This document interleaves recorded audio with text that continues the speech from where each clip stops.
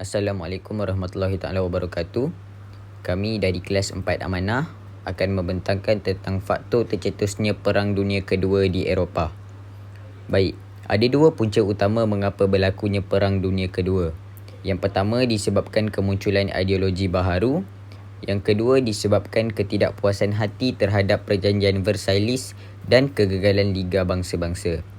Baik, punca utama Perang Dunia Kedua iaitu kemunculan ideologi baharu. Bagi mengatasi masalah yang wujud akibat kemelesetan ekonomi, penduduk Itali dan Jerman mengadakan gerakan politik radikal. Gerakan ini dipimpin oleh pemimpin nasionalis berfahaman melampau iaitu fasisma di Itali dan nazisma di Jerman. Fasisma ada tiga komponen utama di bawah perkara ini. Yang pertama ialah gerakan fasisma di bawah pimpinan Benito Mussolini dan parti fasis berjaya menguasai kerajaan Itali pada tahun 1922. Fasisma memberikan keutamaan kepada kepentingan negara melebihi kepentingan individu dan percaya kepada nasionalisme melampau, termasuk berperang bagi meningkatkan imej negara. Itali meluaskan tanah jajahan dengan menguasai Habsyah, Ethiopia dan Albania bagi memulihkan imejnya. Nazisma. Ada 4 perkara utama dalam perkara ini. Yang pertama ialah gerakan Nazisma di bawah pimpinan Adolf Hitler dan parti Nazi berjaya membentuk kerajaan di Jerman pada tahun 1933. Nazisma mengagungkan bahasa Jerman. Hitler berusaha memulihkan nasionalisme Jerman dengan mengetepikan Perjanjian Versailles. Hitler membina semula angkatan tentera dan seterusnya menduduki Rhineland. Kemudian, wilayahnya yang hilang melalui Perjanjian Versailles. Ketidakpuasan hati terhadap Perjanjian Versailles. Baik, Jerman sebagai negara yang kalah dalam Perang Dunia Pertama menganggap Perjanjian Versailles tidak adil dan menjejaskan kedaulatan negaranya. Selain kehilangan tanah jajahan, pampasan perang yang tinggi dan perlu dibayar menyebabkan Jerman mengalami kemelesetan ekonomi dan inflasi yang teruk. Itali sebagai negara yang menyertai Pakatan Bertiga dalam Perang Dunia Pertama juga tidak berpuas hati terhadap Perjanjian Versailles. Itali tidak berpuas hati kerana tidak diberikan tanah jajahan. Kegagalan Liga Bangsa-Bangsa. Dua perkara utama yang kita perlu faham. Yang pertama, Liga Bangsa-Bangsa berperanan untuk memastikan keamanan dunia dan mewujudkan kerjasama antara bangsa. Yang kedua, kegagalan Liga Bangsa-Bangsa dalam usaha menguatkan perjanjian pelucutan senjata dan menangani krisis pencerobohan yang berlaku selepas Perang Dunia Pertama, menyebabkan dunia terdedah kepada konflik berterusan dan mengakibatkan meletusnya Perang Dunia Kedua. Cabaran Liga Bangsa-Bangsa Perang Dunia Pertama. Yang pertama, krisis Manchuria daripada tahun 1931 sehingga 1933.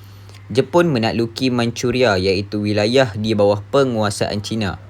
Perjanjian pelucutan senjata pada tahun 1932 sehingga 1934, Jerman telah pun keluar daripada Liga Bangsa-Bangsa dan memperbesar angkatan tenteranya secara terbuka.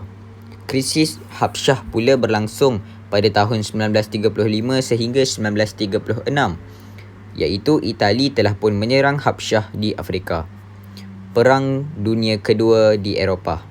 Perang Dunia Kedua di Eropah meletus apabila Jerman menyerang Poland pada bulan September 1939. Peristiwa ini menyebabkan Britain dan Perancis mengisytiharkan perang terhadap Jerman. Kemudian kita bergerak pula kepada penaklukan Jerman terhadap Eropah Barat. Selepas peperangan diisytiharkan, Jerman memulakan serangan Blitzkrieg bagi menakluki negara di Eropah Barat. Yang kedua, Jerman telah pun berjaya melawan Poland, Denmark, Norway, Belanda, Belgium dan juga Paris dan juga Perancis. Yang ketiga, 1941 Jerman menguasai hampir keseluruh negara di Eropah Barat. Kita bergerak pula kepada pengeboman Britain. 3 perkara utama yang perlu kita faham. Yang pertama, Jerman melancarkan serangan udara dan laut terhadap Britain pada bulan September 1940 sehingga bulan Jun 1941. Kemudian Jerman memusnahkan pelabuhan, kawasan perindustrian dan pertahanan udara Britain. Kemudian, serangan tersebut menjejaskan ekonomi Britain. Kita bergerak kepada penyertaan Itali dalam perang di Eropah. Itali sekutu Jerman telah pun mengisytiharkan perang terhadap Britain dan Perancis pada bulan Jun 1940.